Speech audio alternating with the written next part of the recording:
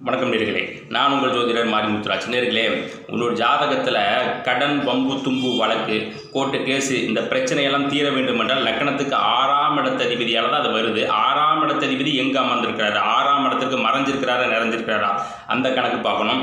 6ஆம் இடத்துலேருந்து எவ்வளோ பெரிய கடன் கப்பி இருந்தாலும் அந்த கடவுளே எதிர்த்தாலும் அந்த கணையிலிருந்து வெற்றி வாகை சூட வேண்டும் என்றால் லக்கணத்துக்கு 5ஆம் இடம் அந்த புத்திரஸ்தானங்கிறது அதுதான் உங்களுக்கு கௌரவஸ்தானம்.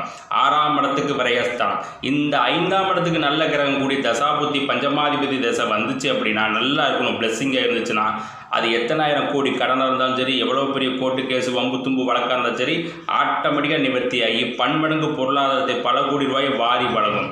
அதெல்லாம் இங்கே எழுதப்பட்டிருக்கு. அதை நன்கு உங்கள் ஜனன ஜாதகத்தில் நம்மளாக பார்த்து ஏற்படுத்துறதெல்லாம் இல்லை. அதே மாதிரி உடல் ரீதியாக வரக்கூடிய நோய் நொடியிலும் தீர்க்கக்கூடியது இந்த ஸ்தானம் தான்.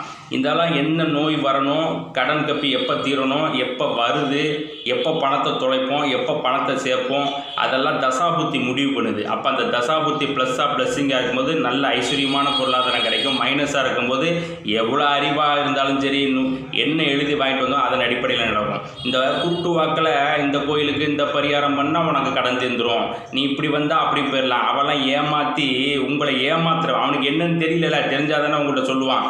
அப்போ கூட்டு வாக்கில் சொல்கிற ஜோதிடம் என்பது அறவேக்காடு.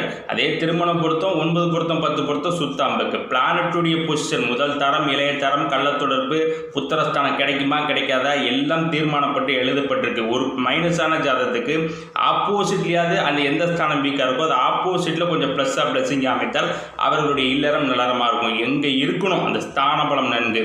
உங்களுக்கு தெளிவான ஜோதிட பலன் பார்க்க விரும்புவோர் புக் செய்து கொள்ளுங்கள். வாழ்த்துக்கள், பாராட்டுகள்.